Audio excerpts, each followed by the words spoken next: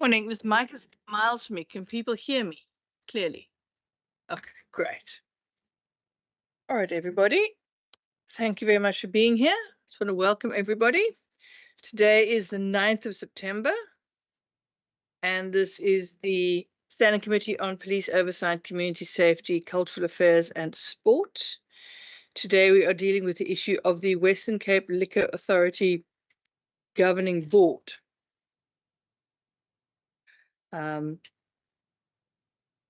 So I think at this point, if we can all just introduce ourselves for record purposes.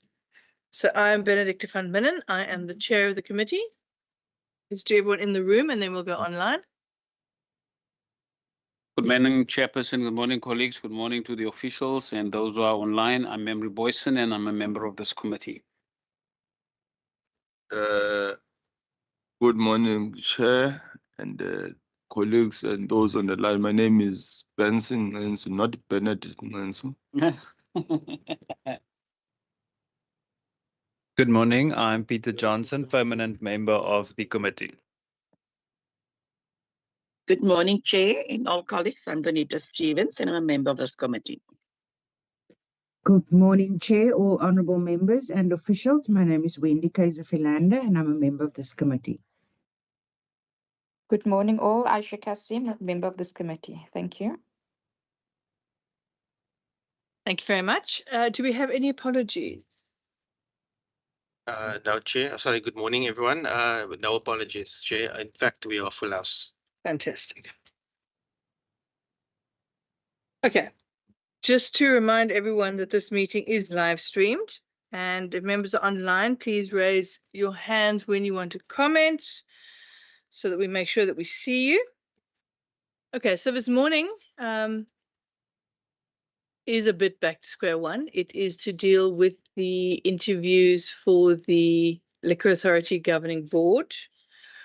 We did meet, I think it was at the beginning of August. Advocate Khoza wasn't available because he had a matter to be done in court. We had quite some discussion and the matter was postponed. Since then, we've received clarity from the department. There are 2 vacancies. We do not need to appoint 2 people. It is up to us to decide if people are suitable. We can, in fact, only appoint 1. There's no obligation on us at this particular point. That was a point of clarity that we required at the time. We also asked why we only had 3 people who had been nominated or that had been sent through to us. We also asked the department about that. They confirmed that only 3 people had, in fact, put in nominations. And I think that is something we need to revisit going forward. So the situation was that we had 3 people for interviewing for 2 positions, one of whom was not available. It was postponed, and subsequently what has happened is one party withdrew, citing that they weren't prepared to put up with the delays and the postponements. And then yesterday, Advocate Khoza withdrew because he stated that he felt he didn't have the time to be able to commit to the liquor board, which I think is very commendable when somebody actually makes a decision that if they're going to do something, they're going to do it properly, and if they aren't able to do so, they're not going to commit to it. So we now have 1 person who is scheduled to be interviewed at 10 o'clock,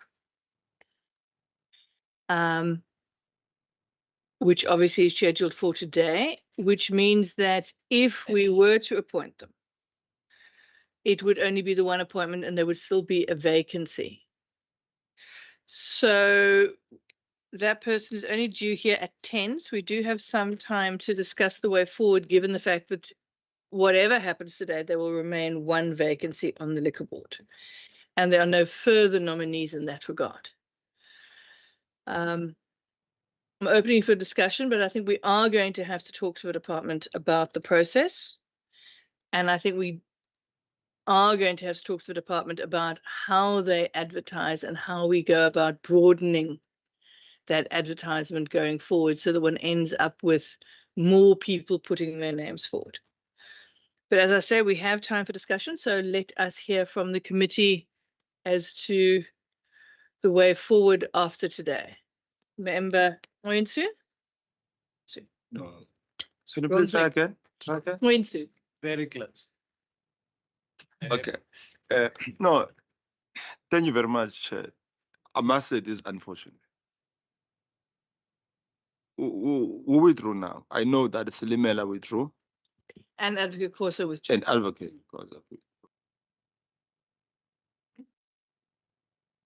Yes, we ventilated this matter, I think, in our very first meeting. When Advocate Kosa was not available on the data and the apology. And at that time, we were concerned about even the pool. You know, only 3 people were going to, I mean, for a vacancy for 2. That was relatively obvious. And you are right.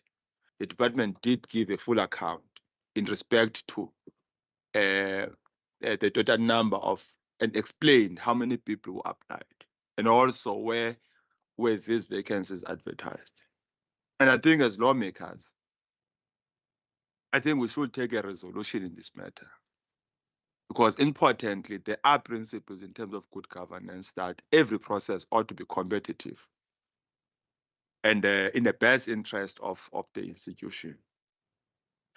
I therefore suggest that instead of, there's no process now, and I suggest that then the process be started afresh, and that the department should consider, or Parliament should consider, advertising beyond platforms it uses to advertise.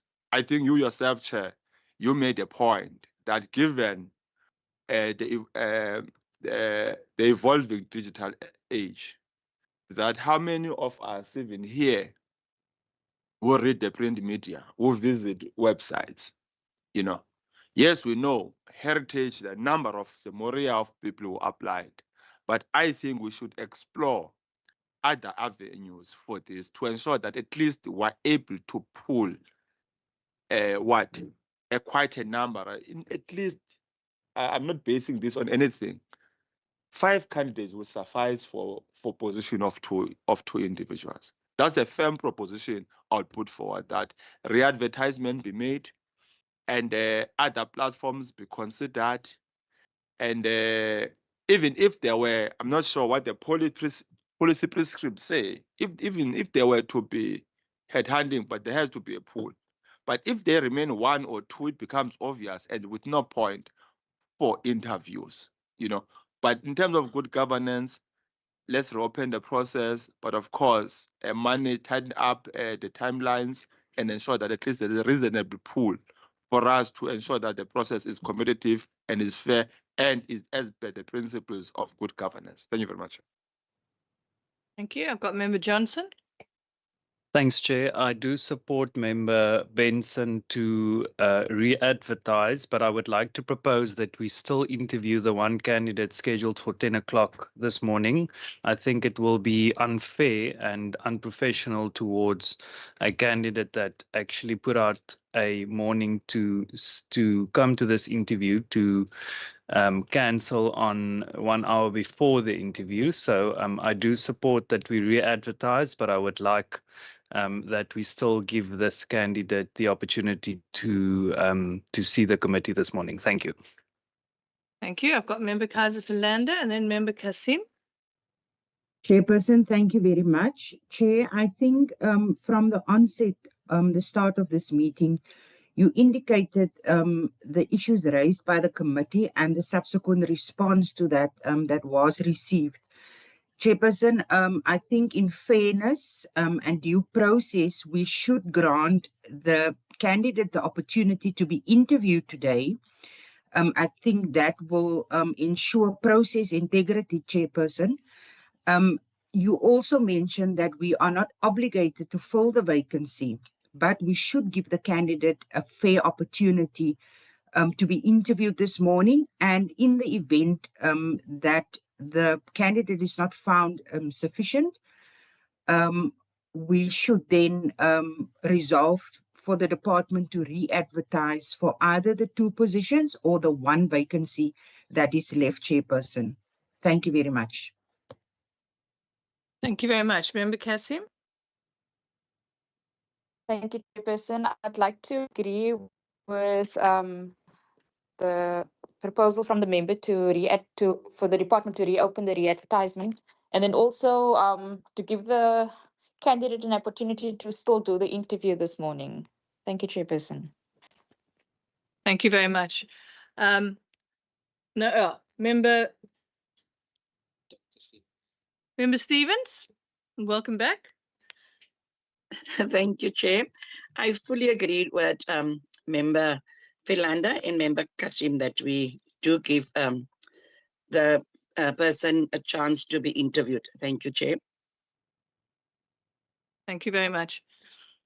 Okay, then looking at the committee, I think there are certain points that we very much agree with and agree on. One being that I think as a committee, we really are, we think it's very unfortunate that there were only 3 candidates. However, it certainly is not the fault of the responsibility of the remaining candidate that the other 2 have withdrawn. So the feeling of the committee is that we do interview this candidate this morning at 10 o'clock when they're here. We then have a decision to make after that whether or not we appoint them, if we find them suitable or not.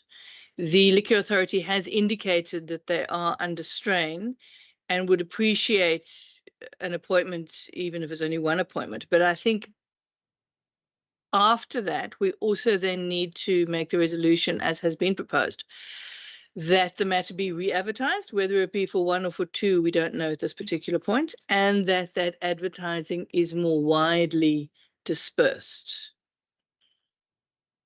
Can I ask the committee, I'll come to you now, can I ask the committee to also consider whether or not we should then have a live engagement meeting with the officials tasked with doing the advertising, to have a discussion with them about how to widen that net? Because I think it is important, particularly for a liquor authority, which deals with issues across the province from all strata of society, and also has to deal with a number of social issues arising from the industry, to make sure that we get a very representative bunch of nominees. So I can also just have comment on that. Member Provincial? Yeah, thank you very much. No, I'm just thinking. I could hear that all those who spoke after me agreed on one other aspect. It also raised another issue, and the other issue related to the continuation of the interview with this one person. I've been asking myself a pertinent question: for what end? What's the purpose of that? What are we hoping to achieve? You can, in one sentence, have talk about re-advertising, right? On the one hand, on the other hand, continuation of interviews for the same position. There is relatively contradiction. What one would expect is a committee saying, we are re-advertising, those who applied are encouraged to also apply.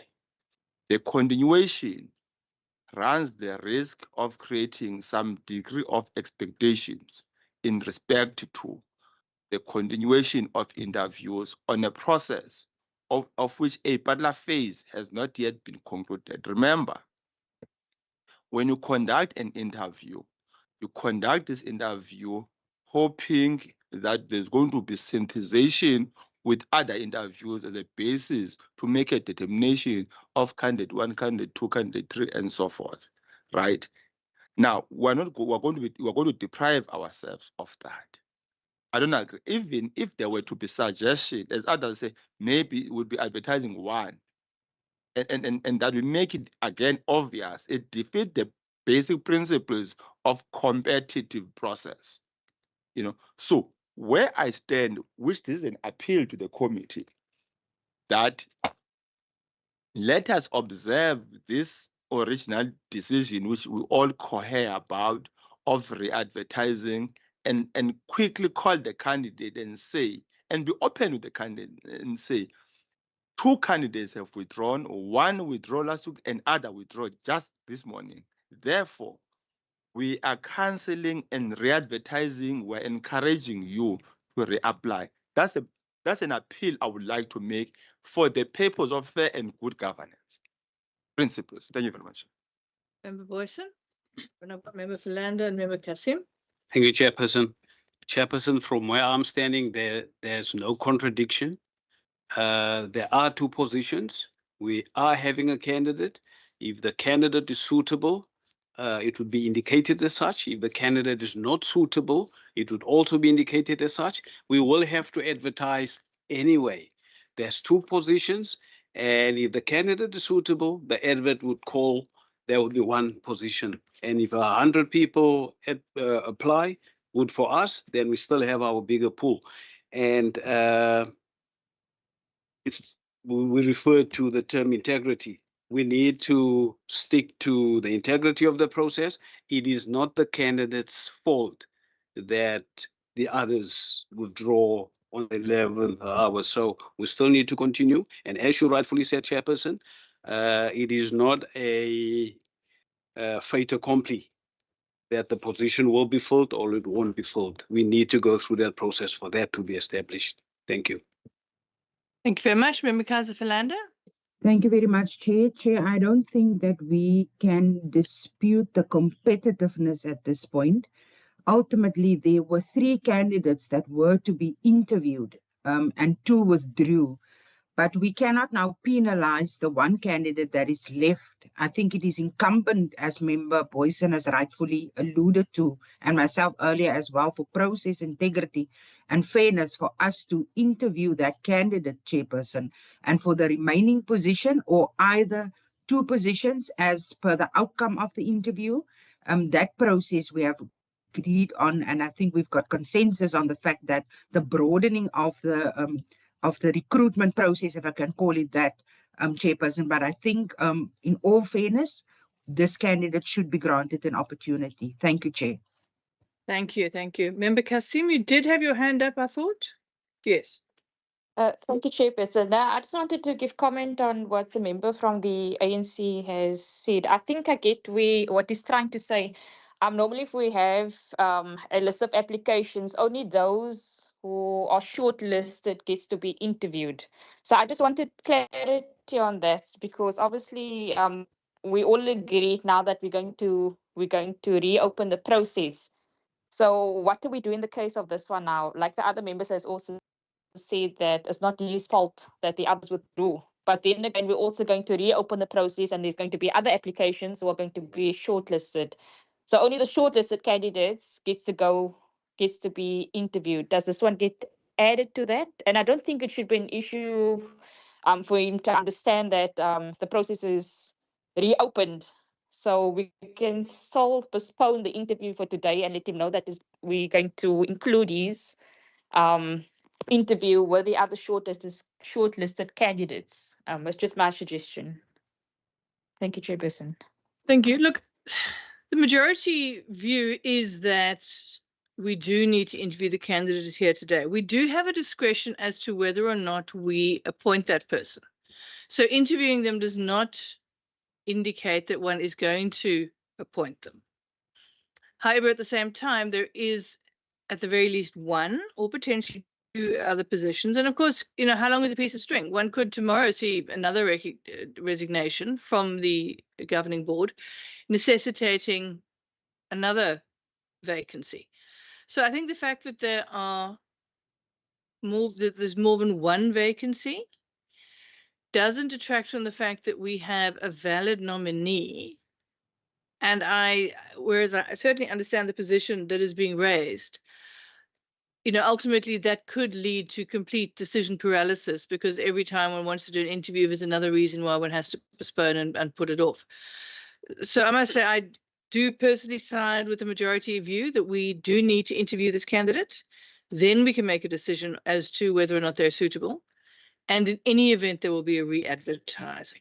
I think we also need to find out from the department when the current term of the entire governing board comes to an end. What also concerns me, and I just want to raise this, is a technical issue, that I see the advertising for these positions commenced in February. That is what, 6 months ago.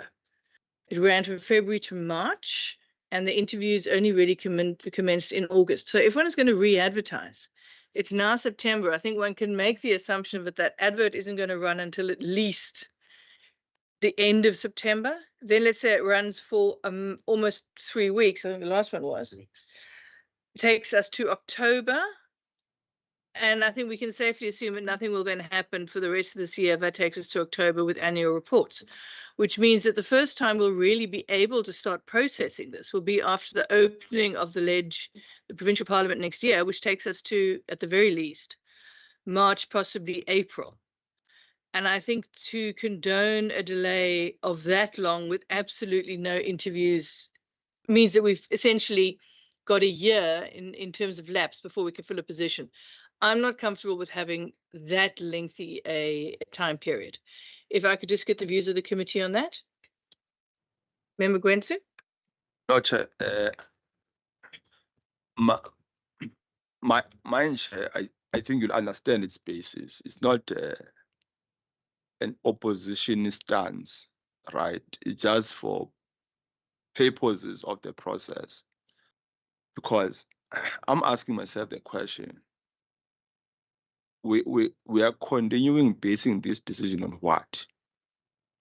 Now, if perhaps we're to be advised about our recruitment process, right, policy, I'll be happy that we're basing this on our recruitment policy. If there's no policy guiding this exercise we're about to embark on, then it's going to be a problem. You know, policy serves a very important guide than discretion at this substantive and critical issue. That's the question I would like to pose, without just saying, no, I'm not going to be parted, or perhaps, okay, it's fine, the majority says. What the policy says about this particular question. And the policy, the recruitment policy is quite important. Thank you very much. Member Boyson? Thank you, Chairperson. Chairperson, there was another point which you have raised in terms of how widely do we advertise as an institution. And I was going to say to that, Chairperson, is that generally there's a advertisement policy. I don't know what it is called, in fact, but in terms of my understanding, there should be a policy that indicates mandatory newspapers or platforms where the institution advertise. So probably it might be included in that. And then if not, then it is something then, Chairperson, where we can have a look into to see that, do we need to add to that, or do we think it is broad enough? It's just a lack of interest from people seeing the interviews. But I would say firstly that the advert policy would probably guide us in terms of which newspapers are mandatory for provincial government to advertise in. And then to come back to the integrity of this, we are not preempting whether the position will be filled or not. We are continuing with a legitimate process. And after deliberations, then the other concerns would then be considered on whether do we advertise 2 positions or just 1 position. But we are entitled to deal with what is in front of us. That's my understanding. Thank you very much. I think Member Boyson actually puts that very well. I think we mustn't preempt ourselves. What I just want to ask is, Mr. Matthews, if you could just remind everybody of the process that has brought us to where we are now in terms of the department and advertising. Okay, thank you, Chair. I think I'll start off with what the act refers to, the committee needing to evaluate all candidates as to their suitability for appointment. So the word interview doesn't actually appear in the act. So the process, once we receive it, because we are not involved with advertising, we get a long list.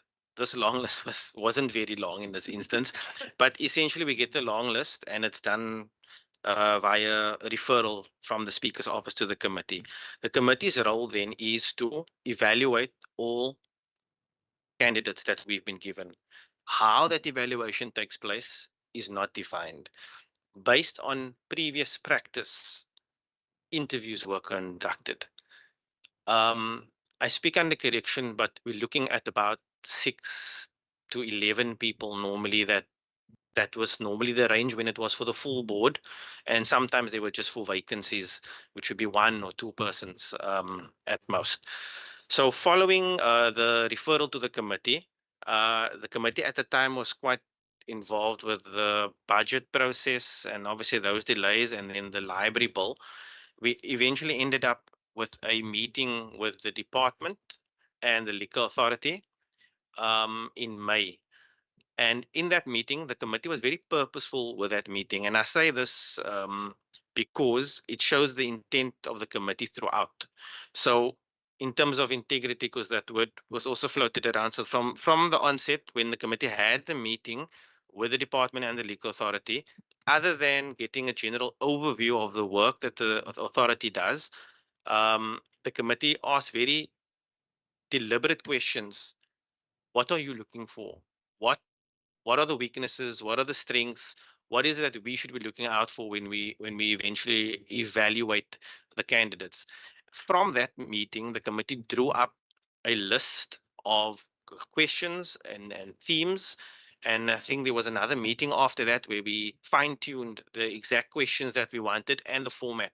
The format included a 10-minute presentation from the candidate to speak freely on why you want to do this, what is your value add to what would your value add be to the board, and then very specific questions that were pointing towards the skills and the expertise that were explained, or sort of the wish list, put it that way, in May, that the legal authority and the department said, look, this is what we need from, more or less what we need from candidates. Then the interviews were set. Then we had the postponement. And then I think, again, in terms of the committee's intent, there was lots of deliberation. It could have gone many different ways. But ultimately, the committee decided we're going to get feedback from the department, which we got, on how the advertising process went, which newspapers, I think it was in newspapers, Gazette, and websites, that they advertised the call for nominations. And from that, the committee then decided, look, we're going to open it up to all 3 again and give them an opportunity. So subsequently, now we're sitting with 1 candidate. So as far as process is concerned, there is I would say, almost a deliberate or conscious attempts from the committee to follow through with things in a manner that is fair, in a very unusual situation, a long list that's very short. If you remember, when we had the DCAS entities, the net was cast quite wide, and we had a lot. I think it was the most nominations I've ever received, but that process was entirely with us. We got the long list, and the committee did well, to get us to this point. I would say try to be procedurally and administratively fair. And obviously now the discussion is whether to move forward, just to re-advertise, or to re-advertise and interview. There's also the aspect of the reason why we're sitting with 1 fewer candidate, at least, is simply because of having postponed and person felt aggrieved. So if we do that again today, it might also lead to the same thing, but it is ultimately a committee decision. There's one thing that's very fundamental, and maybe it's not even a conscious comment, but this committee does not appoint. This committee recommends. So we could easily have sat with 10 people and submitted a list of 10 people to the ministers, a list of 10 persons' names to the minister, and the minister, as the directive or the authority to appoint from the list. So the minister can't elect from his or her own list. It must come via the committee. The committee then it makes the recommendations, and the minister then appoints based on the recommendations. So we could easily be sitting interviewing 1 person, 2 persons, and the minister then could, I mean, I don't know what the minister I wouldn't want to preempt what their situation would be if they don't, if they don't appoint from a committee's list. But ultimately, whatever we submit to the minister, that is what she appoints from. We do not appoint board members. So if we bring it down to this very unusual situation, I would advise the committee to follow through with what you've been doing methodically and deliberately, and do your part, which in terms of the act is to evaluate. Because if you do not evaluate, then that might then cause a different issue that I don't know if it would bring more problems or not, but it could easily be said that yes, you did say re-advertise, you did make recommendations, but you actually didn't do what you were supposed to do, which is evaluate. Again, what evaluation is, it could be simply the fact that the committee in the individual capacity or informally sat and went through the CVs, because that is exactly what we did for the DCAS entities, and it was a process that was completely fair, it was legal, and it was proper. So do not get hamstrung by the term evaluation, because it could mean, but if it did really mean interview, then I'm sure the act would have said interview. So I would, that is how we've gotten to the point where we are right now. Thank you, Chair. Thank you very much. I think that gives nice clarity, actually. So then I think we're going to have to make a call one way or the other. Do we have any viewpoints from the committee? Just looking for any hands. Member Boyson? Chairperson, I would propose we continue. Thank you very much. Member Wensu? Chair, Going to get it right. yeah, that's right. Chair, I stand my ground on this one, that whatever concept you use, the evaluation process, you know, we can't have two separate processes, though they are interrelated. You know, that we wait for the, for this process which we are unfolding, because we're not basing this on any vendor. For instance, the guiding policy, recruitment policy, has not been presented in respect to this particular question, but what has been presented is the role of the committee in respect to evaluation, which that is not in dispute. We advertise, we're interviewing one candidate, yet we're still going to advertise. What purpose does that going to serve, and is based on what policy? And we haven't been advised about that. So I think as lawmakers, we ought to take a principled posture, and so even entities can learn from us. For instance, member here said, when he was a mayor, candidates withdrew on the last, and only one candidate, and they appointed that. I said, that is why you're not a mayor. That was just on a lighter note. I have personal experience where for one position were two, right? And when they are about to cancel it, two candidates pitched.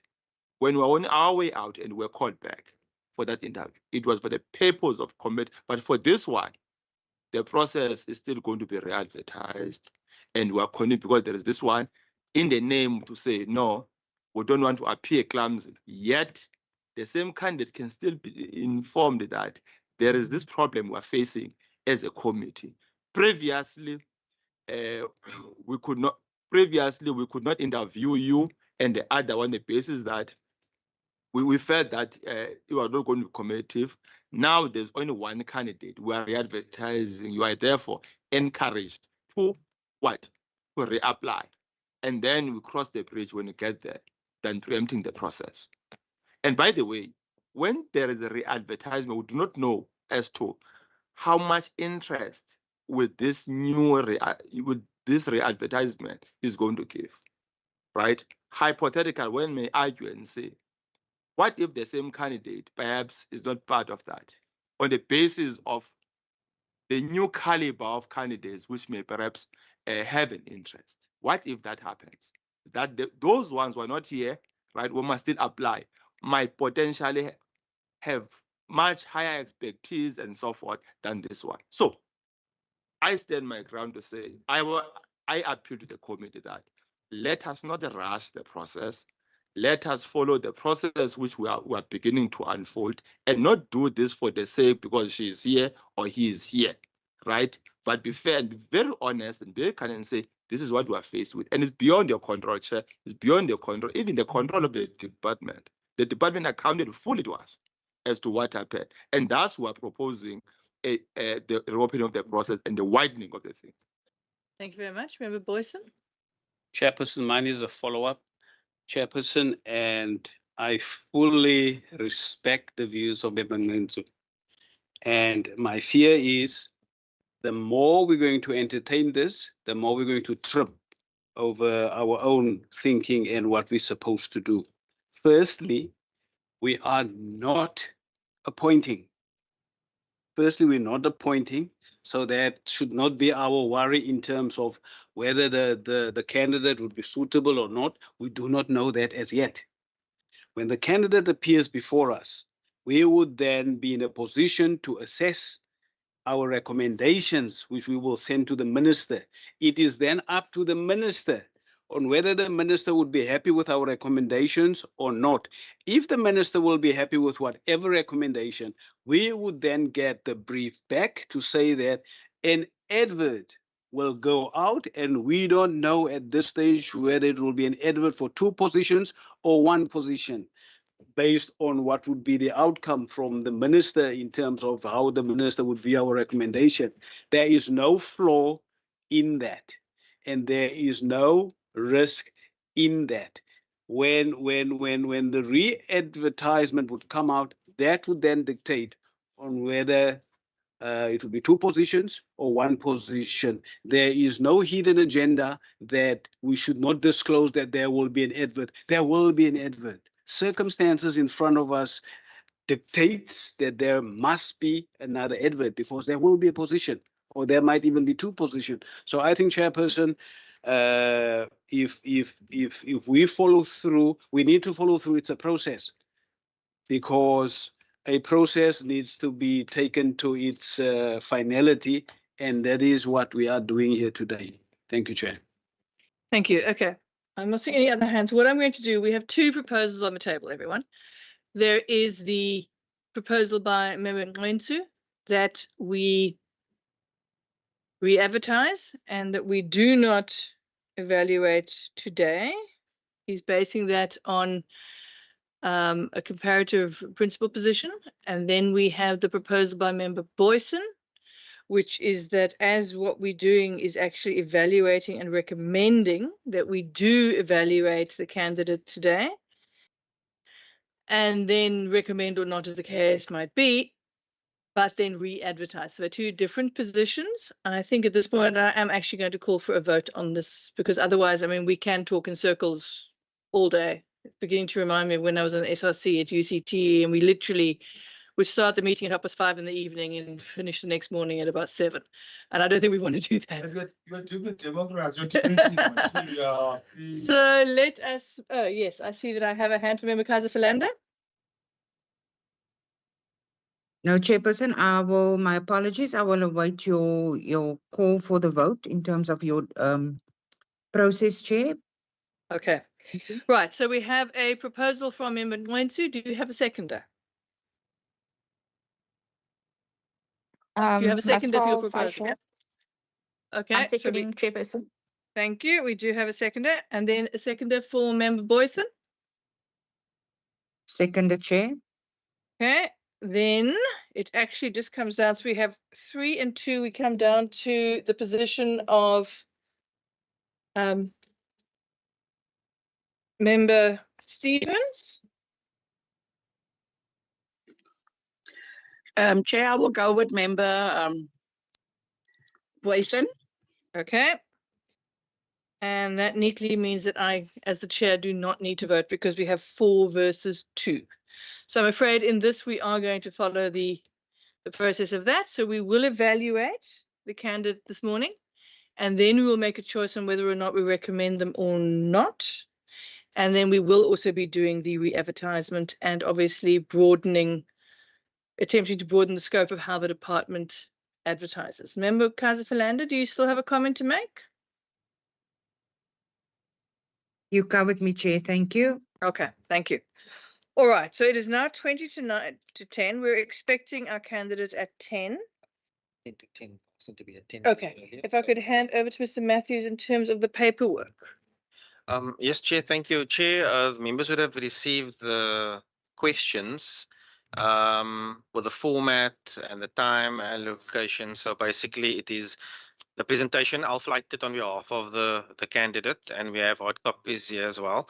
Followed up by any questions of clarity based on the motivation for appointment. Then the time allocation, then we move on to the categories of the questions. I don't know how members, if they want to split it up. One member asks all the questions, or is each person going to ask a different question? There are 1, 2, 3, 4, 5, 6, 7 questions.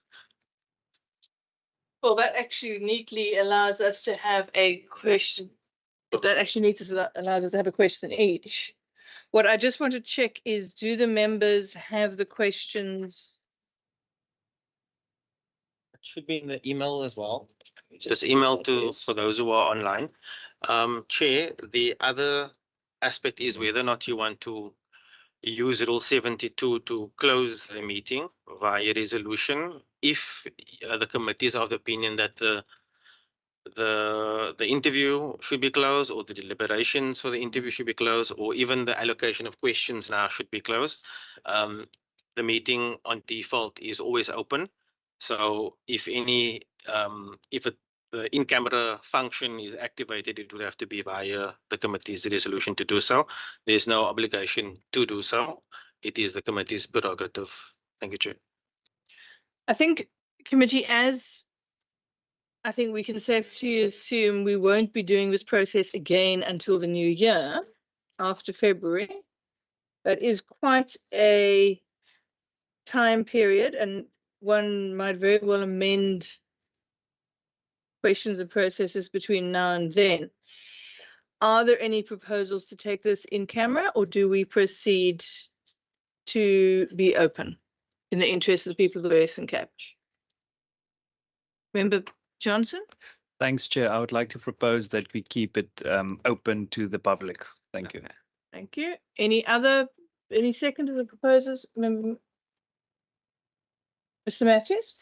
Yes, Chair, just a consideration that, remember, these questions were drawn up based on the interaction with the department and the Liquor Authority for the 2 vacancies. Mm. The next time, whether it's a re-advertise, I mean, I don't know the end of the current term, but it could easily coincide that they would have to be advertising for the full term in any case. Then it would probably have to be a different set of questions, because these were a lot more specific to particular skills. Does that change anyone's view? We're going to keep it open. Member Johnson? Thanks, Chair. Given the information shared by the procedural officer, I would like to propose that we do it in camera. Okay. Any other comments? Seconders, different opinions?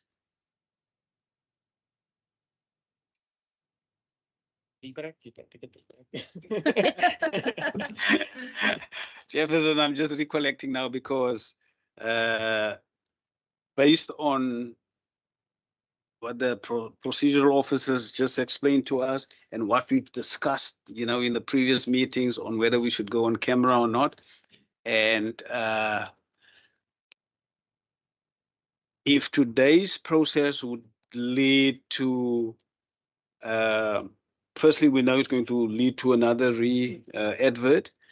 What we don't know is whether it would be a re-advert for 2 or 1 position. If it's going to be for 1 position, then this would definitely change. If it's going to be 2 positions, then it takes the whole department back to the drawing board. So for me, then whether it's open or not, it will change going forward. So the safest route for me then would be for this to be open. Member Kaiser Philander? Chair, I think you and the procedure officer can continue with the response to Member Boyson. Mine is another question. Oh, Thanks, okay. Chair. Any other opinions on whether it should be open or closed? We have 2 suggestions. as the procedure officer said, the default is to be open. I just want to get everyone else's viewpoint. Mr. Member Boyson again. Chairperson, just to reinforce what my thinking is around this. If the candidate is suitable and accepted, it won't be these questions anyway. Mm. If the Yeah. if the candidate is not suitable, and because the process was open, it won't be these questions either. Mm. Because it will definitely change the setup going forward. So for us to be consistent is what is the status quo with this process, and then the default is to be open. Just to re-emphasize. Okay, all right. I understand that. Member Stevens? I go for open, Chair. Thank you. Thank you. Member Kaiser-Philander? Chairperson, yes, I just needed clarity on, I heard that the next round will be a whole new set of questions.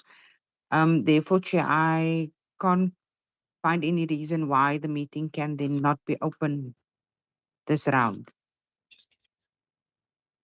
And then, Chairperson, if I heard Mr. Matthews correctly, he said the questions were attached to the email. I've got 3 documents attached to the email, which is the scoring sheet, but not the interview questions. Okay. All right, then just to finish off the issue of being open or closed, it seems that we're going to be open in this evaluation, and I think using the word evaluation also describes it rather well. So if I can just ask Mr. Matthews to distribute the documentation that he's got here, and we can then just quickly decide on who's going to ask which questions. Okay. Mr. Matthews is just resending the documents to you. And they've now been sent.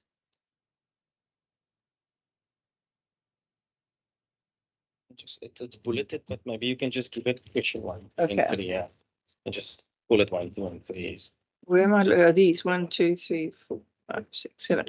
Okay. I think what might clarify it is if you've got the documents in front of you marked WCLA Governing Board, it's got 4 points. Point 1 is the format. Point 2 is the time allocation. So it's a 10-minute presentation. Then we will allow 1 minute per person. Well, when I say per person, the questions of clarity are limited to 1 minute per question. And then 3 minutes to respond.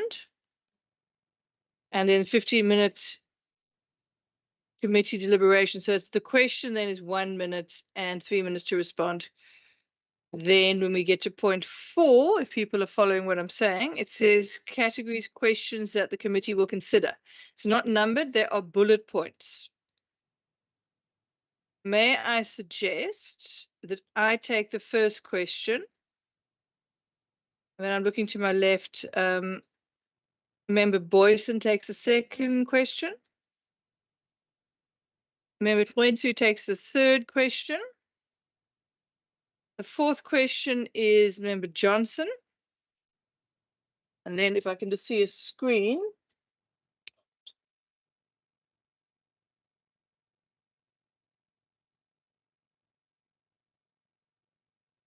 No, just go back to, I can see the other members.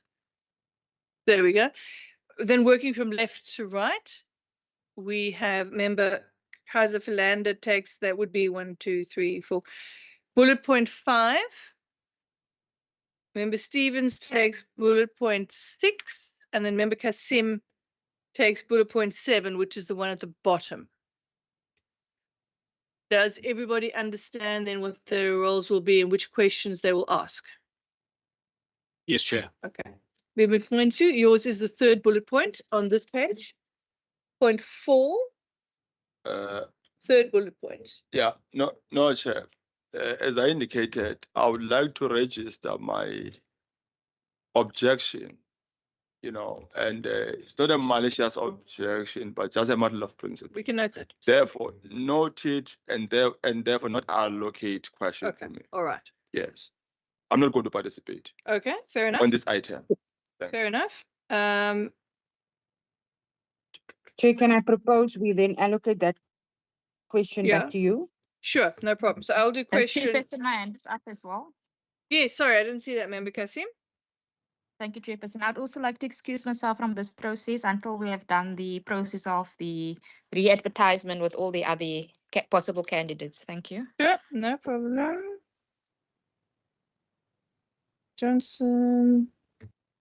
May I then propose that Member Philander does both the last two questions? Hang on. Stevens. Yeah, I'm sorry, number 6.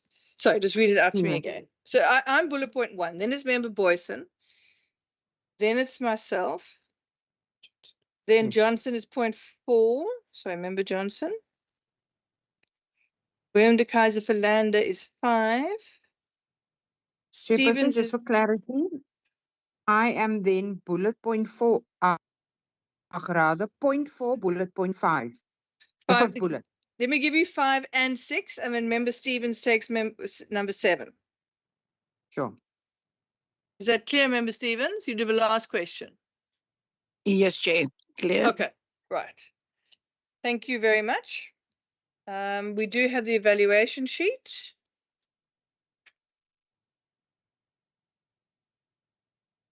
And I think that is it. Is there anything else we need, Mr. Matthews? No, Chair, just wait to the candidate. Okay, Just going to check if he's here. thank you. Otherwise, you're more than welcome to also just take a refreshing. Everyone, let's start again at 10. That's in 8 minutes. Let's just grab a cup of tea in the interim.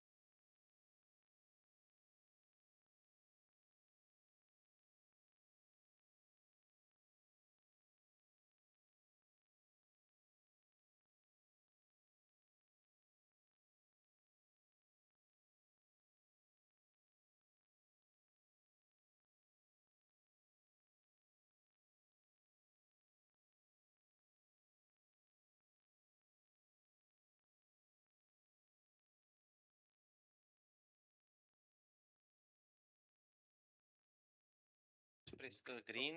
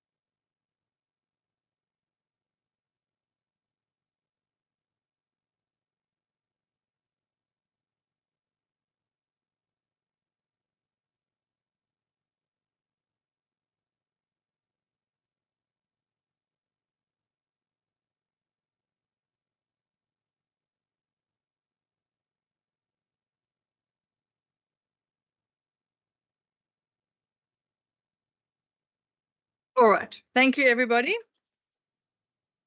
We are going to be proceeding with the assessment of the candidate, Mr. Cordillo Duplessis. And that will be as you have got in your documentation, which I must just find, a presentation of 10 minutes, up to 10 minutes in the presentation, then the questions, and then after that, our deliberations. So welcome, Mr. Duplessis. Thank you very much for joining us. I really do appreciate you making the effort. And despite the issues of the N1, are you ready to proceed with your presentation? Only to say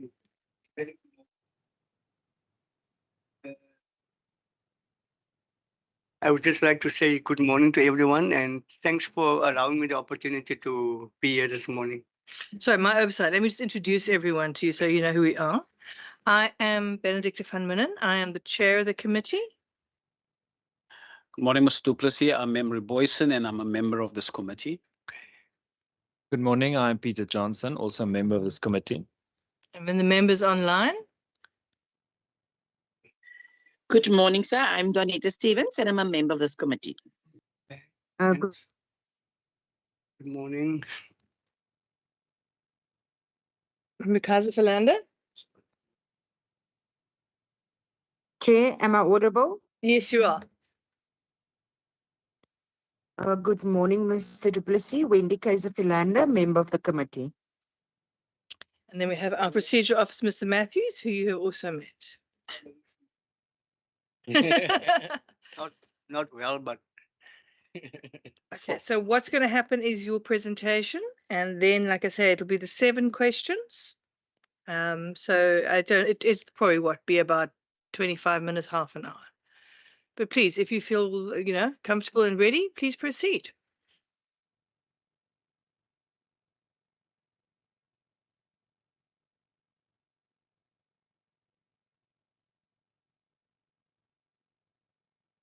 thank you. Motivation suitability. I'm 30 years, I've got 30 years plus experience in the field of education, community leadership, and public service, and also in the liquor industry. I'm very committed to ethical government, social development, and balanced alcohol regulation. I actually was an educator for 23 years. Can proceed.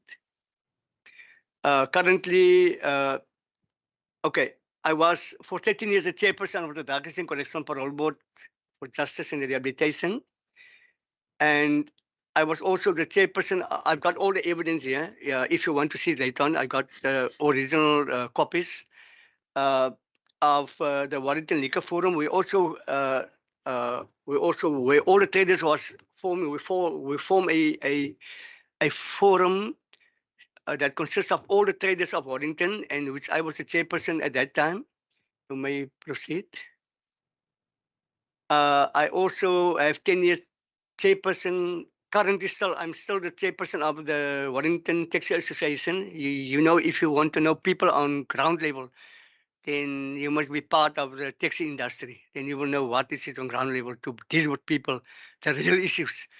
And then I also at currently last year I got the certificate here, conflict resolution, and I also attend a alternative dispute resolution conflict handling in March this year. I also got the certificate here, as mentioned. So then value add and contribution, community-based insight into socio-economic and realities and alcohol misuse. I go to bullet number 3, strong public service ethos, ethical governance and restorative justice, social upliftment. I mean, I really can add a valuable contribution towards that. You may proceed. I also got practical liquor industry experience. I myself, I had my own pub at the States. And so I know I won't say all, but I know a bit of what it consists of. I mean, I have first-hand experience when it comes to the liquor industry itself. I also got a deep understanding of compliance and business challenges faced by traders, addressing GBV, gender-based violence and alcohol abuse, awareness of alcohol role and social harm, and GBV. And I also want to add the GBV and also DMV, Domestic Violence Act. I also have a little bit knowledge of that one. You may proceed. I also have a leadership in forums evaluating alcohol-related violence, collaboration with NGOs, Sept, stakeholders, and public health and gender justice. I also have conflict mediation skills for community disputes involving alcohol abuse. Sorry, man. Sorry. I asked big sorry. Jammer, very sorry. I also had credibility as a community representative because I was a counselor for 10 years, first-hand experience working on ground level with people. I also was a counselor at the Cape Winans District Municipality for 3 years, as well as a member of Drakensberg Municipality for 10 years in government itself. You may proceed, sir. Bullet number 2, I'm ready to contribute to fair, robust, and socially conscious liquor regulations. You may proceed, sir. Is it all that you have? Okay. I think I also have a few skills. Okay. Can I just read from my? That's why I want to give everyone a copy of what I have, just for the purpose of reference. I didn't have.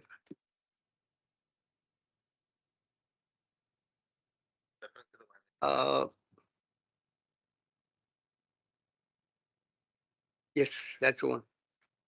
Conclusion. Yes. Can I just read that one, please? I have a unique combination of lived experience, regulatory leadership, and community focus, ready to contribute for a fair and robust and socially conscious liquor regulations, support broader goals, responsible trade, economic inclusion, and public safety. I think, okay, I'm done with that one. I just want to go on to the other ones. The other questions that you have asked.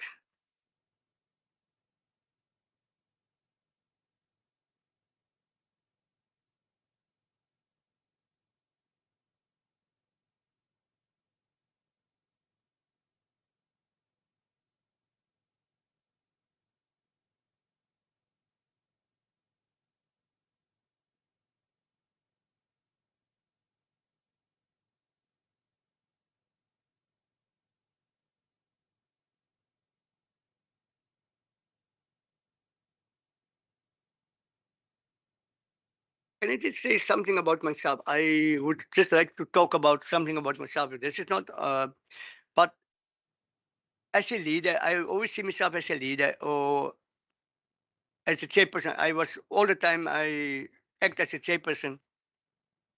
The skills that I have, I just want to mention a few skills. I am a very good listener, number one. A good listener is someone who don't chime in when somebody, you give somebody the opportunity to give his part of the story also. We call it in this democracy, we call it the Audi alterum partem rule. And that must be applicable to all situations. We must hear the other side of the story from the other part, because sometimes you think that your story is the same, but you must have first-hand experience. What is the story of the other person? Because why he thinks like that, why he operates like that. That is very good before you make any decision, before coming to any decision. Uh, I also love to give or to treat people with dignity, respect. That is part of the decision-making process. I mean, give everyone, handle it. Doesn't matter who the person are. We don't look anymore to color, skin. I mean, that's of the past. I think it took me a long time to overcome that. I mean, you must understand that I'm coming from the background that I'm coming from. I'm born in 1960, so I was born in the struggle years. But it took me a long time to overcome that. But I'm over that. Over race, over color, over whatever it is. I've passed that stage. It took me a long time, but I must mention it because sometimes it's so easy to fall into the trap of looking people at face value to make your own decision because of face value. But for me, really, I think I'm also a good team player. I can be a team player myself.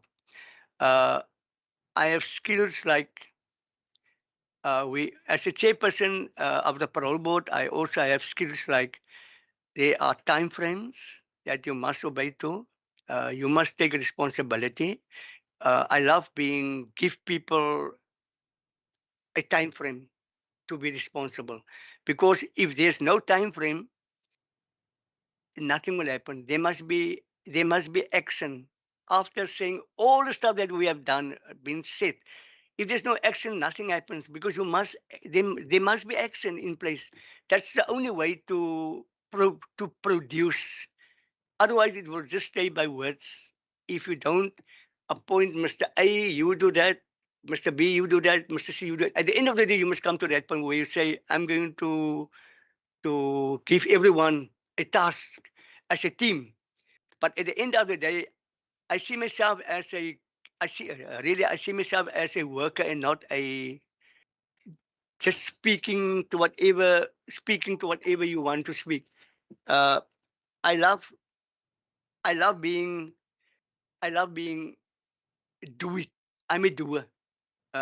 Give me the task and I show you what I do it. And really, when it comes to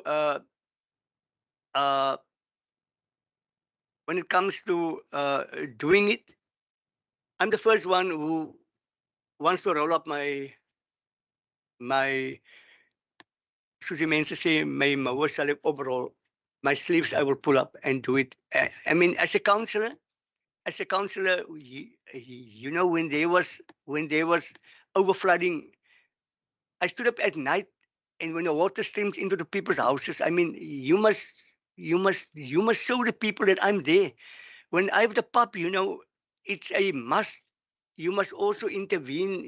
To have a pup, it's also being first-hand experience. Liquor have a different effect on some people. Some get quiet, some get still, some get violent. But you deal with different situations, so you must know what you are doing. But fortunate for me, I never ever in my whole life, I never ever drink, I never ever smoke in my whole life. I didn't do that because my father was a drinker. And that was a very good one because I know how is it to be in a house where somebody drinks. And that's why I have said to myself, I will never, never, ever in my house, I will that my children must see me in that condition. That's why I'm not drinking or smoking. But nevertheless, that's not the point. When you are on ground level with a taxi union, you know, if you want to know how are people thinking, then you must be in it. This is my 11th year as a chairperson of the Wellington Taxi Association. You know how people drink, how people were driving drunk, how they ride reckless. You know how are people operating. But in Wellington, you can come there, you can ask, who's the chairperson? Who control the people here? They're keeping the rank clean. You know, there are rules that we obey. You don't drink and drive anymore. When you think, when it's weekend and you were drinking, you don't drive on a Monday. Rather get fit, and then you can come because we find you when you only smells like drinking. Somebody can come and come. I mean, I also implement a lot of stuff there, but nevertheless, I just want to say about question number 3. I just want to deal with that one. Question number 3.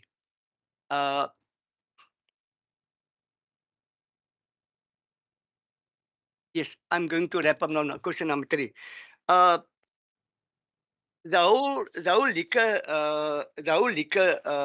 is being guided by Act 4 of 2008, but there was also amendments done in 2011, 2017, 2019 that is applicable to the Western Cape Liquor Authority. I also know about Form 3A to lodge an application, Form 27A when you want to remove one license from one premises into another designated area to another place, then you can also do that. Regulation, I'm just at about Regulation 10.1, the designated liquor officer of the Sept, he can come and do anytime an inspection wherever it is, or in that case, from the date of lodgement, the inspection will be a true reflection of what is happening, how the place looks. But nevertheless, anyone can lodge and complain within 28 days. That will be sent to the WCLA, the Western Cape Liquor Authority, and back to the prospective applicant who can reply on the complaints. A business plan is also very important. Okay, now in terms of conditions, you know, according to my understanding, you get 2 types of licenses. You get on and off, on consumption and off consumption. So you get, it's the same like a taxi license. You get the taxi license and then the conditions at the back. It's the same as on the parole board. You are granted parole. There's a date from that time till that time, and then the conditions that you have to adhere to. If you don't adhere, then you are non-compliant. So the same is applicable to licenses, the liquor authority. I'm going to have to just give you 1 more minute and then move on. Please, then your trade according license conditions, and if you don't trade according to conditions, it can be revoked. Your license can be revoked. Say for instance, facts like not sell alcohol to under 18s, not serving pregnant women, not rebellious or nuisance people. I mean, maybe you at the end of the day, you will know your customers who are attending. But for me, what is very important, they must stand at the door, right of admissions reserved, because you have the right to say to somebody, no, but I'm not going to allow you to, because one or other. Training hours is very important. You must stick to your time frame, and then the nature, you can't do any structural change to the building because you have to apply. You can't the nature of the business you can't change by yourself. You must apply again to the DLO, designated liquor officer, and to get approval from the WCLA. And then the balance of job creation, that is for me very important. The balance of job creation it's all about before approval of the specific license, it goes to the LLT, the Licenses Liquor Tribunal. and they want to know how many people are going to be employed, who's the manager are, and that. But that's also a job creation fashion.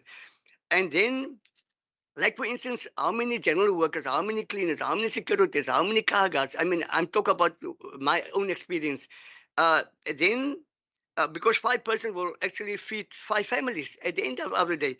And then also the role of the law enforcement for me is very important. It's a constitutional right to protect people. So if you work hand in hand with a law enforcement, they are there to protect the customers who are coming there. They are there to protect also the community. They are there. At times, they must do regular inspections there because it might happen that at night, the people make loud music, the car spins wheels, but they are there who can. And then the other one is this, the social illnesses. You know, it's very important. Just hang on a second. We're getting into the content of the questions we're going to ask you. So let's rather now move alright. on to those questions so Okay. you don't have to repeat Okay, yourself. no problem. Okay. Okay. So we've got 7 questions. We're going to rotate. Okay. Let's start with that one. So what are the negative social impacts of the liquor trade?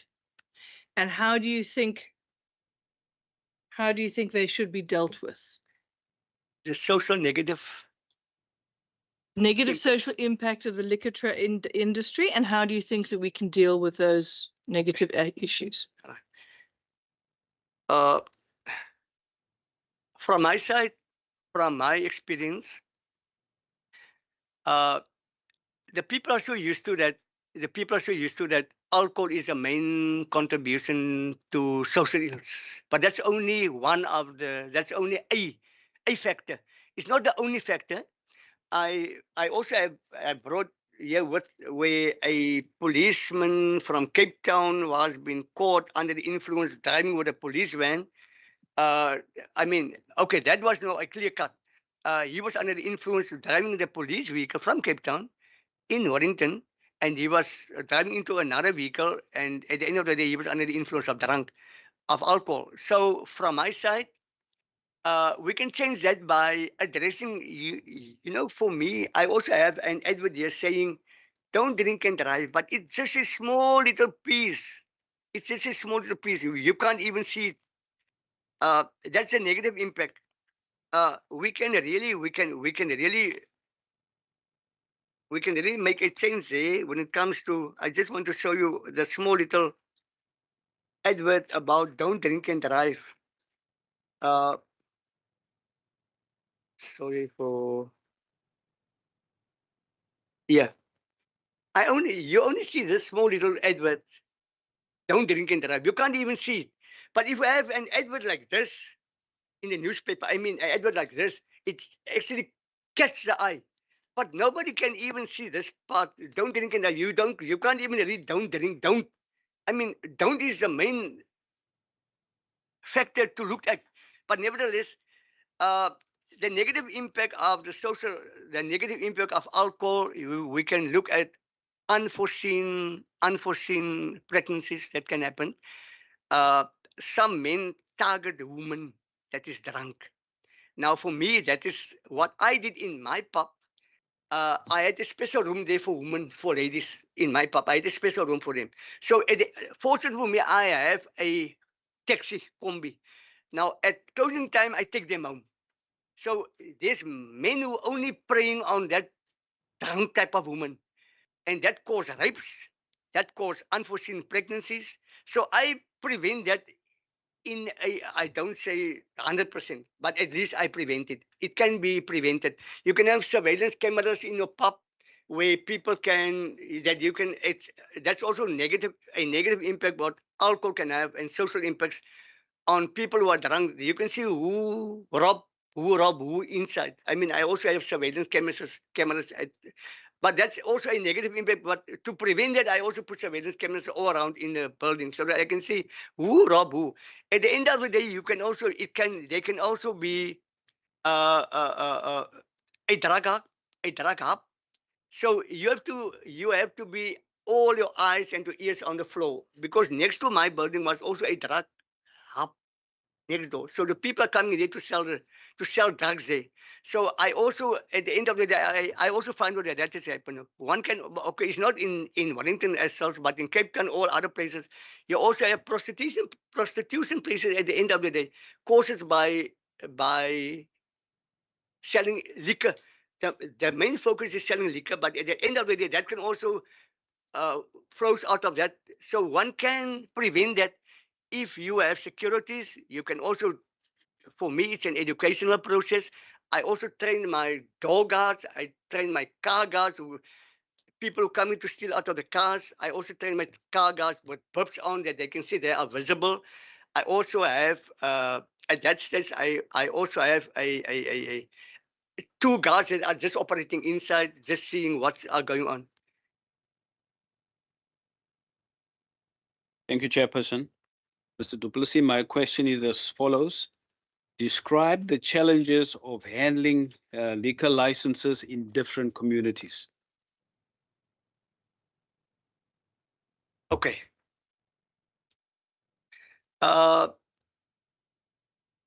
We must also understand that different communities have different type of cultures. I mean, for me, as you enter Wellington, you get the white area, you get the colored area, the separation, you get Bakweni. So it's the same type of regulations. Yes, for me, we all have to abide by the same rules. There's no, but the cultural type of thinking differs from one culture to another culture. So yes, but the rules from my side is still applicable to everyone. If there is no under 18s, it must be no under 18s. If there's not, I mean, there's no rule for me that can be changed from the conditions.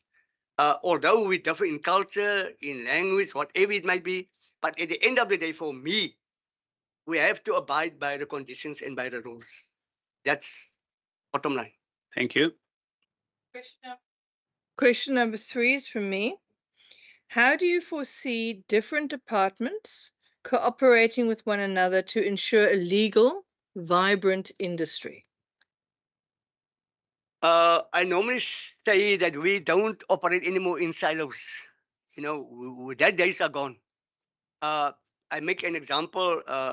If there happens an accident and somebody of the, I just make an example, somebody of a, say for instance, the fire brigade, somebody of him passed, then he says, I have nothing to do with that because that is not my job.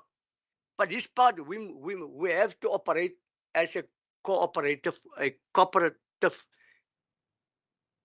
in the whole sphere. That days are past when I said, that's not my job. If we are in the law enforcement, in the health industry, you know what is for me so strange? When school children, they don't go to school, then the police, when the social workers, they don't intervene. They can walk there. Nobody has to do nothing with it. So from my side, there must be interaction with all the spheres, getting them involved. It's very important to have a strong strategy. I just said the other day, they say, my friend is now the principal there in Franshoek, and he said that kids are throwing stones during school time on the building. I said, but he must call in the social workers, the police, all the relevant stakeholders to get working as a team together. So in the industry, yes, in this industry, in the liquor industry, it is very important that we have to operate the law enforcement, Septs, the community. We can't ignore the community. You know what I did in my pub? I love practicing. You know, I opened it still exists, a bodybuilding club. So I didn't give them money, but I buy the equipment, and that people was coming to help me buy my pub. So the community, you must involve the community in any way. You can't make any decision in these days without the community involvement. You must bring them in, because at the end of the day, they must take ownership. If you can't take ownership of anything, it's useless for you to go forward, because people must realize that ownership, it doesn't matter if it is not mine, but I have a responsibility towards and to look after other people's stuff. I must do that. It's a must. So we in the liquor industry, it's a must that we have to take all the role players together and bring them under one roof and ask them, the councillor in that area, you bring the council in, you bring everyone in, all the businesses, the relevance, you can make a difference if you want, you can make a real difference. Thank you very much. Mr. Johnson? Thank you, Chair. Mr. Du Plessis, how do you envisage the WCLA playing a role in expanding and growing an inclusive liquor industry, particularly assisting the economically disadvantaged?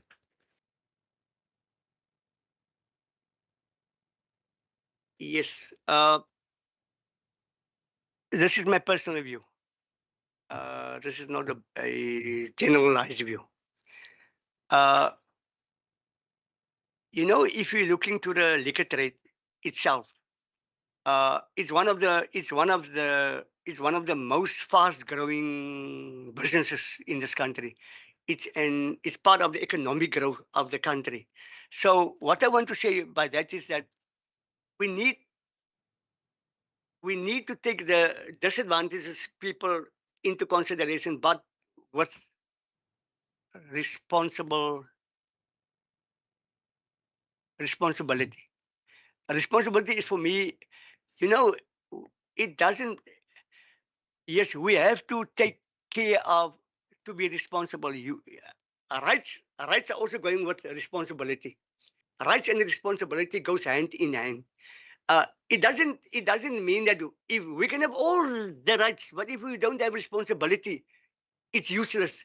So I normally say the police, I'm just coming to the police, I'm just a little bit further. The police itself must sometimes be police. I mean, the police must be police. Now, to bring, as I can say here, it's very strange for me. I can say here, yes, also people who apply for liquor licenses in Warrington, there's not, yes, where they apply, there's not one space in our areas. And there are a lot of taverns and a lot of illegal sabines, but there must be rules attached to that. Say for instance, if it is in a community at 12, it must be stopped. The police at 12. I really don't have a problem with if the neighbors and the community all around give permission. You must get permission from the people around, but there must be rules, strict rules. Being the police must be, again, there must be a integrated part of the police, whoever wanted to take strength control of the liquor trade.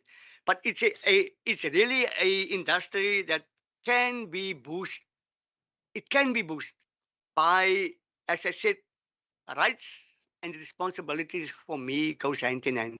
So people, yes, we must first get the background of anyone can't just come and apply for a license. I mean, that's impossible because you get people who are, the community will know them. You can have a broader community meeting and bring the stuff to the community. They will tell you. But I'm saying no, in my case, Mr. Du Plessis, no, he's not fit to have a license because all the negative stuff is happening there. So we can't allow him to get a license. The people are very honest. The upcountry people are still very honest. I'm not talking about Cape Town's people, but about, I told you, in Mitchell's Plain, in Belhar, in Craverton, I was all those places. I taught in Hout Bay, I was also for 2 years. So the people have different mindsets than people of upcountry. But upcountry, the people are still very openly, they talk about the problems. But they will say, no, we don't allow Mr. whoever it is a license. But for me, it is a concern of growing. It is a concern of growing trade. It is a concern of, yes, we can look more into that field of being openly and encourage people with responsibility. It goes hand in hand for me. Thank you very much. Member Kaiser-Philander online? Thank you very much, Chairperson. Am I audible? Yes, you are. Thank you very much. Question 5, Mr. Du Plessis. If you can please give us an example of an ethical quandary.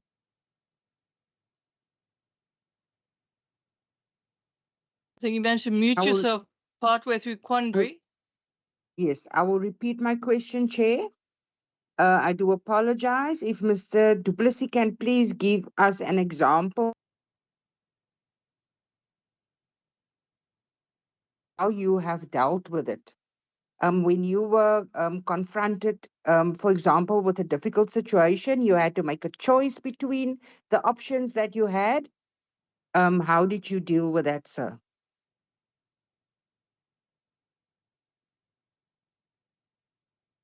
Yes, ma'am.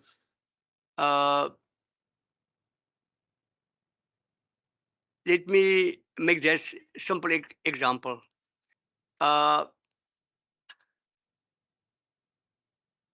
If you enter my house, there's a on the stoop there's a small little board that my daughter bought. Just do the right thing. Just do the right thing. When we are in an argument about right and wrong, and she always say, just do the right thing. Now, for me, when I'm faced in a real situation, I always believe in, I don't believe in the word it's all right. Something is all right or wrong. And if it is right, I abide by that rule. And if it is wrong, I also abide by the wrong. But at times we have to come, we call it a win-win situation. That means at times I might be a little bit right and wrong, and he might also be a little bit right and wrong. So we can bring the parties together and say, you let go this part and you let go that part, and then we bring it together. We call it a win-win situation. So we normally say we can compromise. There are room for compromise. From my side, when I'm in when I face to deal in that type of situations, but at the end of the day, it might happen that both of the parties are wrong. Mr. A thought that he was right, Mr. B thought that he was right, but at the end of the day, the truth stands in the middle, and there's only one truth. Just do the right thing.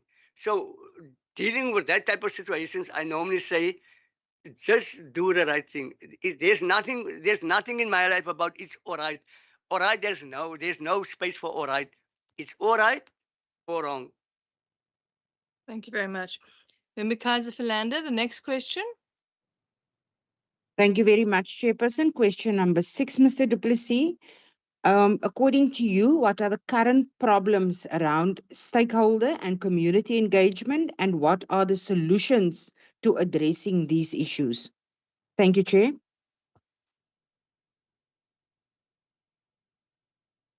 Okay. I had a problem now there nearby me in Newtown.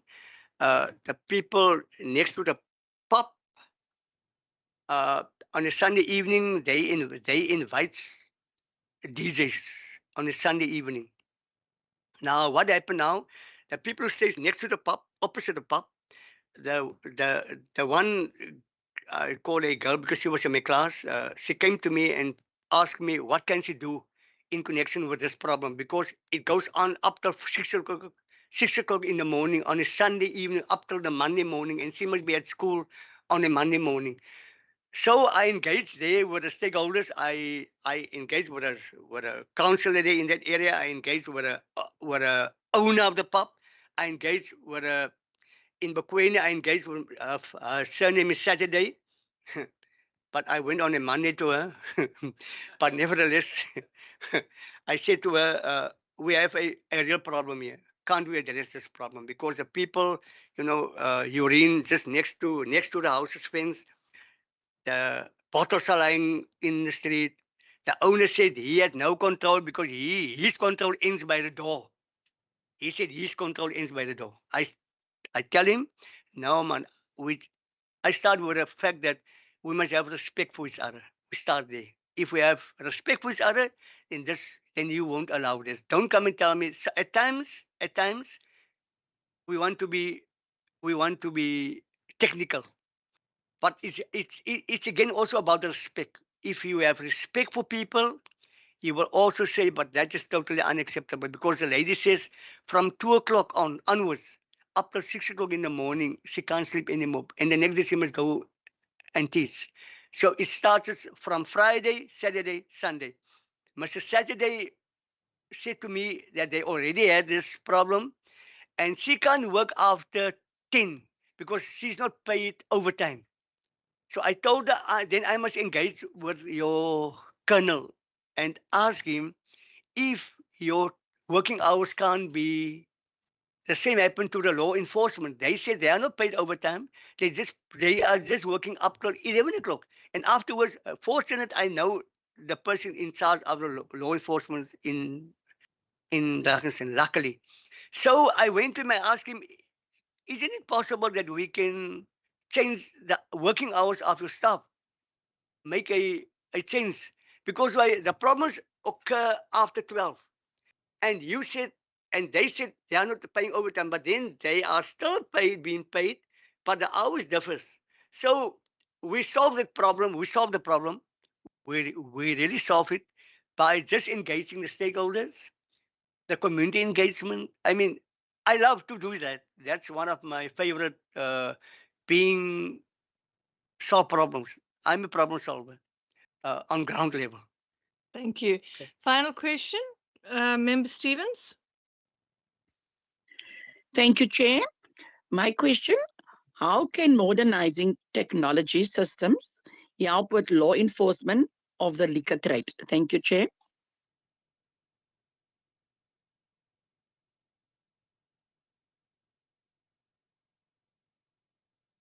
If I'm sitting here, I'm also coming from the old school. And if I see how modern technology has changed, the system has changes now in these days, especially on social media, how it goes viral, right or wrong, doesn't matter what it is. But if I see it can assist and it must assist the law enforcement of the liquor trade. Say, for instance, there must be good collaboration between all the parties. There must be, and the problem that we have, especially here in what happens now. If you complain and they know it's you, then they just take you out. If it is in the taxi industry, if it is in the liquor industry, and they know that you are a blockage for me, then it's a problem. So really, uh, the Ranga Commission that sits now of this all the corruption that happened in the sphere, they make sure it started a little bit late, but they make sure that the technology is updated so that the people don't know who's coming to before the commission. So it's important that modern technology systems will help the law enforcement in the liquor trade by we don't have anymore to go personally to the persons, because if they know that I was there. Yes, I was also one day at the Western Cape mobility. As we have I told them, as we are sitting here, if I leave here, everyone will know in Wellington I was here addressing that problem. But it's a real issue. Then all of us who are sitting here, nothing is been hidden. It will come out. But if we have modernizing technology with law enforcement of the liquor trade, it will help a lot. Really, for me, it's a system of that will do much better than it is now. I mean, if we are looking 10 years back and we see 10 years now, up till now, what have changed because of modernizing technology. I mean, also in the law enforcement. I mean, they are really. The other day, I saw two guys taking off bricks from, and the law enforcement guy came in and I stopped him. I said, just look, and if immediately is on contact with the police, come help me assist here because this guy is stealing bricks from a paving area. So I think it will do a good one. Thank you. Okay, Mr. Du Plessis, that is all the questions. Thank you very much. Thank you for your presentation. Thank you for answering the questions. Thank you very much for driving in here. We really do appreciate you coming in, the assessment. And what will happen now is that the committee will deliberate. And ultimately what happens is we send our deliberations to the minister, to Minister Murray, and she then determines what she's then going to do with that. So it will be out of our hands and it'll be with the department. But yes, thank you very much. And thank you for bringing such a comprehensive documentation with you. Have we got an assistant to help Mr. Du Plessis back to his Comm? I don't want him getting lost in the building. Okay.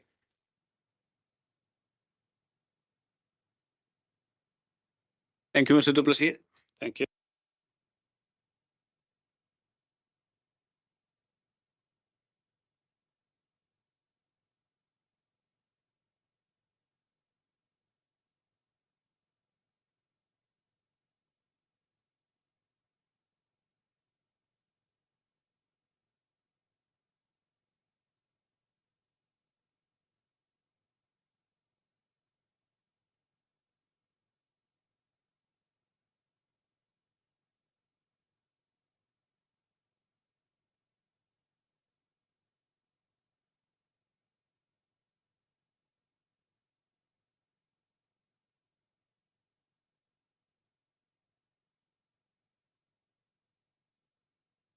Okay.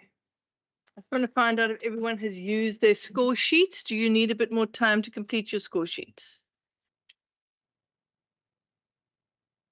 Also covered, Chair. Thank you. Online, have you guys I'm covered. managed? You covered? Member Stevens? Covered, Chair. I'm also covered, Chair. Thank you. Mr. Matthews, in terms of the deliberations, how would you like to proceed? Chair, we had this provisional scoring sheet, and then obviously there's the sheet that members have been using and making notes. I tallied it up, and it works out to a mark of 40. Was it a 40 mark Out or of 40, because there are 7 questions, and then the introductory presentation, each one out of 5 can be 40. So if you want to still use that system, and then I'll just go into the Excel sheet quickly to so that members can read out their marks, unless the committee wants to just make an overall resolution after discussion. I'm happy to take proposals, but I think maybe using the scoring sheet's a good idea because it then gives us a ballpark estimate of people's views. Is that in order with everyone? Should we start Chair. with? Should we start with the members online?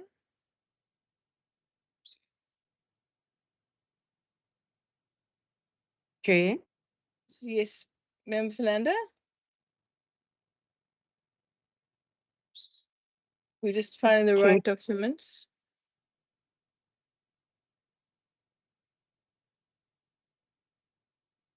Okay, are we there?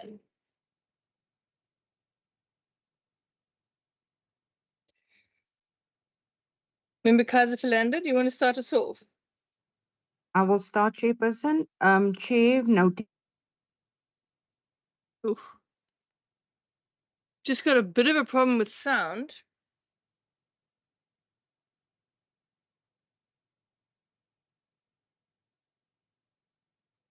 Chairperson. Member Philander did send me a message on WhatsApp earlier on to say that she has problems with a device, and she was trying on a cell phone now. Okay.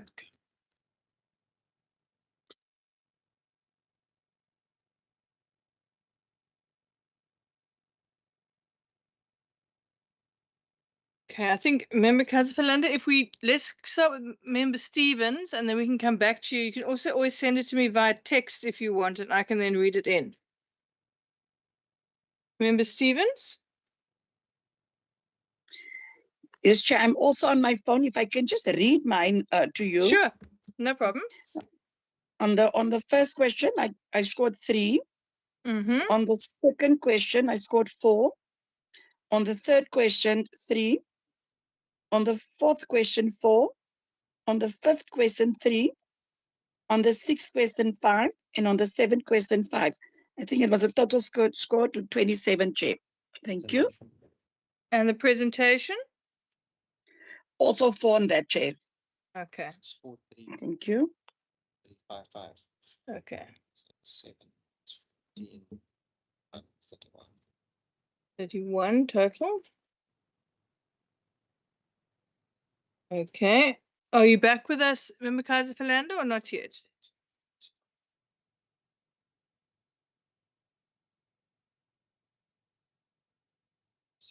Okay. Right, yeah, I understand. Okay, let's go on to Member Boyson. Or must I give it in the same or just? What works for you? Actually, if you can either give the full total, but give the presentation separately, because I see I split it. Yeah. The original score sheet splits the presentation and the interview. Oh. So if you want, you can read it. I can just do a quick tally. Presentation is. Presentation is 2 out of 5. Add up the rest. My grand total is. Shall I go to my grand total? Let me give you like that, then it's easier. Yeah, for the 7 questions, what's the grand total? 7 questions. Okay. I'll take the presentation separately. Yeah. Sorry, I'll take the presentation separately. It's 10. 10.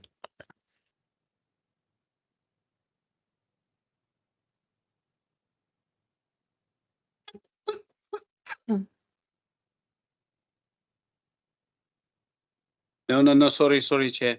The math is not going to add up. I misunderstood you there. It's 12 for all 7 questions. Okay. And then it is 2 for the presentation. Okay.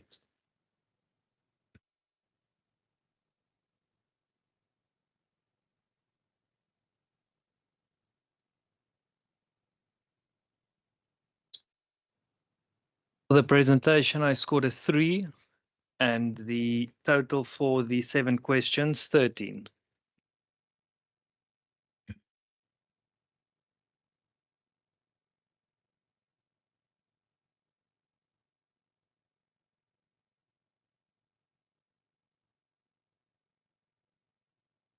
Okay, are you ready to?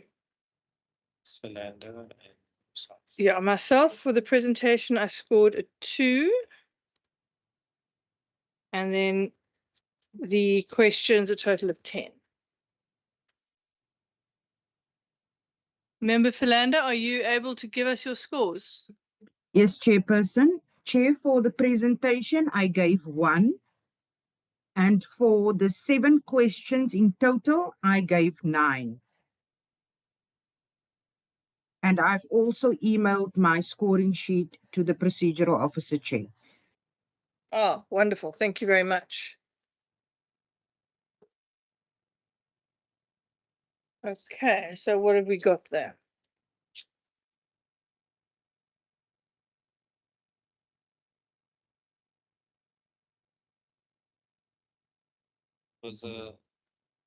it was a white thing we do.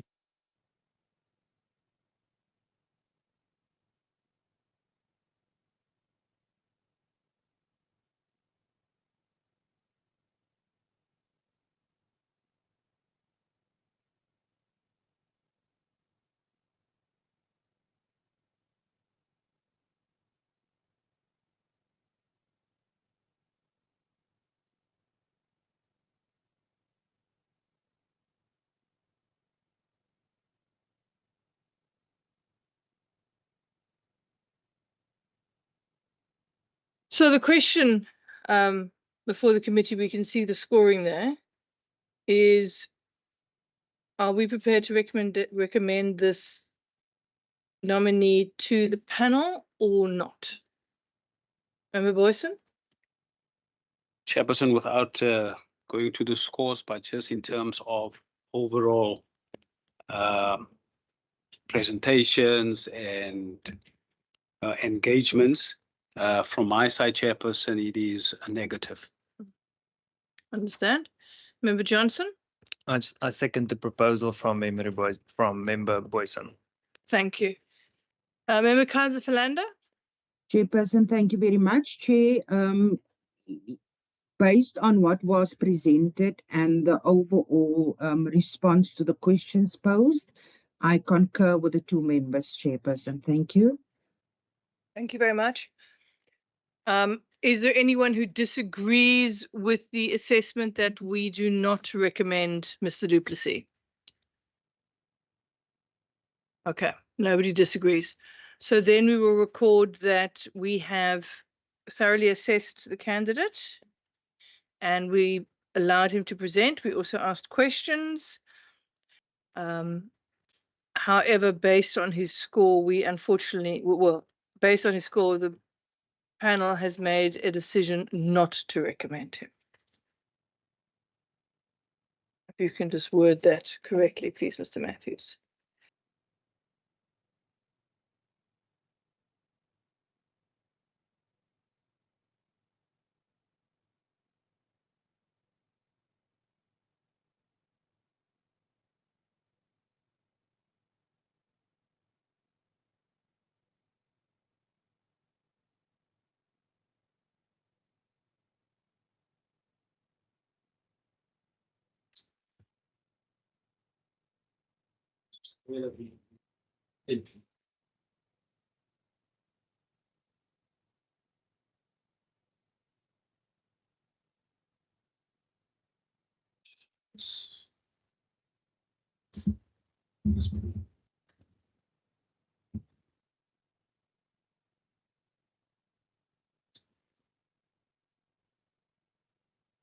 Okay, so that's the recommendation.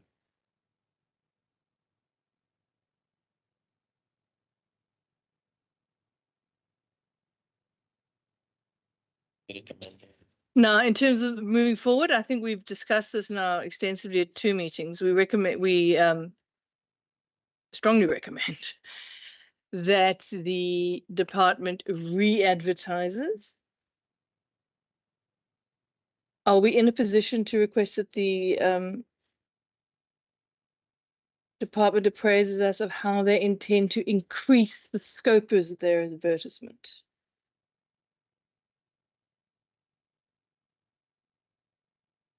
And possibly advertises for longer than 3 weeks.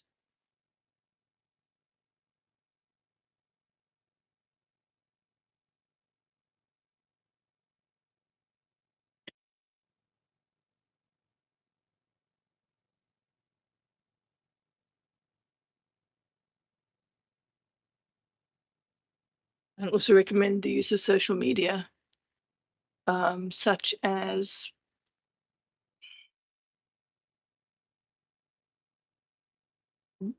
I think various social media platforms can be used, not just the Western Cape website. Libraries also.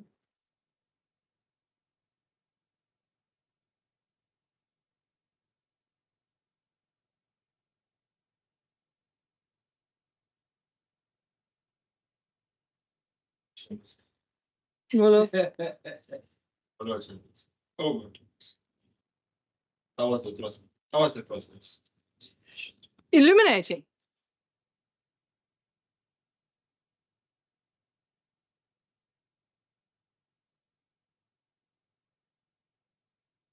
To broaden or increase, yeah. Each? Yes. The burger in the Cape Times, can I just ask a question? The Cape Times is Cape Town based. The burger is the whole province. I don't think the Cape Times reaches the whole province.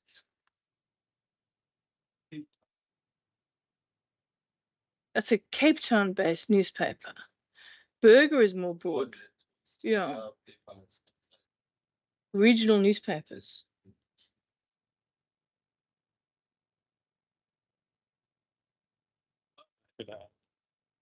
Every paper charges per advert. So I don't think.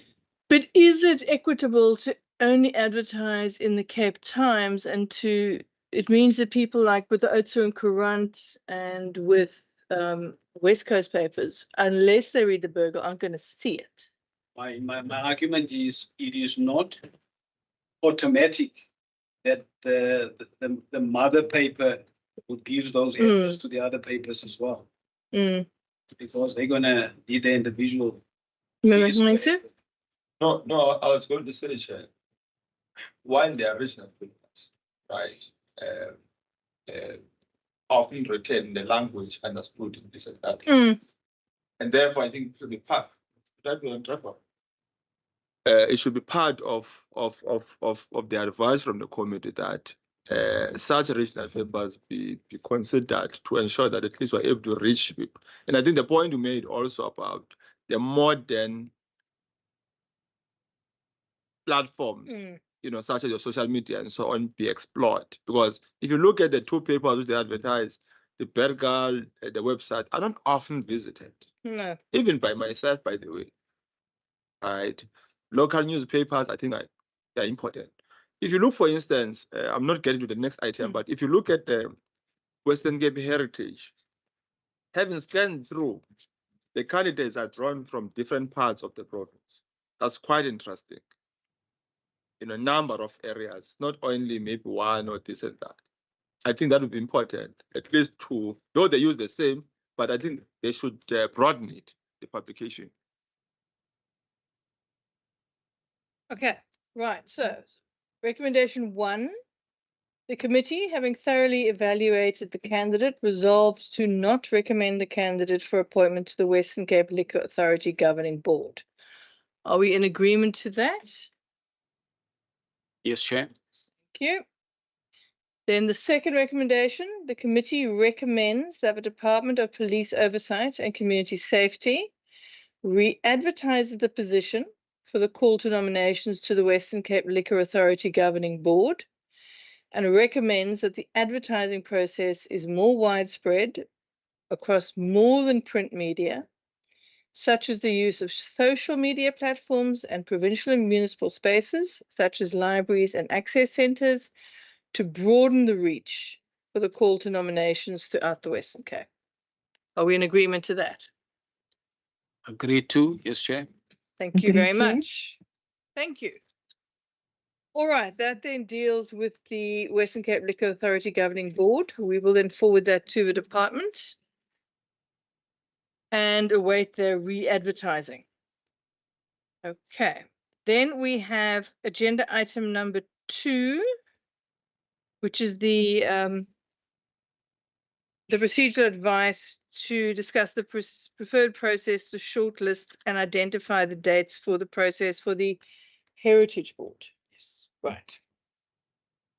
Let's just first find out in terms of dates, what dates you've got available. I think we did discuss a date. It's a new program. I can just check.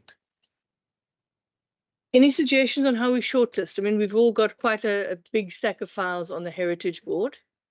We will need to find a process to shortlist. Any suggestions from anyone? Don't all rush. Member Francis?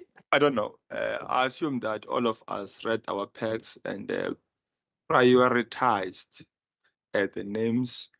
They may be synergy, they may not. I think we agreed that must have at least about 12. Yes. Now, maybe we may ask individual members to say, what do we have with you? And then we take it from there and see if that exercise can help synthesizing it. Like the other time, it may happen that the names I have are the names you have, or we just support and add to make the 12. That perhaps could help. I don't know. Just to repackage it slightly, are you proposing that we submit the names, the 12 names, to Mr. Matthews, then we see what kind of agreement we have? We have then a basic idea and we can then engage to determine the exact list. Is that how I understand it? Yes. Yes, she previously, remember, she developed a spreadsheet, right? I know one names what he or she shortlisted, and she writes in the Benson, Van Minen, and so forth. And in the process of synthesis, and say, or at least about 3 names are found. I mean, have been shortlisted by 2 or more than 2 or so. Then that one make it, and then we take it from there. That could be an easiest approach. So then, or are you suggesting that we postpone it today and do electronic submission? What I was going to propose is we do an electronic submission to Mr. Matthews, possibly, let's say by next week, we determine a date. And then at the following meeting, which I think is in 2 weeks, we then see what is without dispute, and then we can resolve the other names at that meeting so that we have our shortlist. Would that work for you, Mr. Matthews? Would that work for the Yes, Chair. committee? Yes, Chair. Online? In order, Chair. Okay. Let's then In determine order, a Chair. date. Should we say next Friday? I think that's the 19th. So then can we resolve that by the 19th of September, every member of the committee will submit 12 names to Mr. Matthews regarding the shortlist for the Heritage Board, after which at the following meeting, we will then determine what we have in common and then resolve the actual shortlist at that meeting. The common list is below 12. Then we'll just Like offer it's, some more. um, Okay, let's for the sake of it make for 15 names each. 15 names be submitted by Friday the 19th to populate a short list of 12. Is that in order? Agreed, Chairperson. Thank you very much. And that brings us to the end of the meeting. Thank you very much, everybody. I really appreciate it. And Thank you, have Chair. Thank you, a colleague. good rest of the week. Thank you. Thank Meeting Thank adjourned. you, Chair. Thank you, Chair. There are 15 names. You meet this Friday, yes. Yeah. They have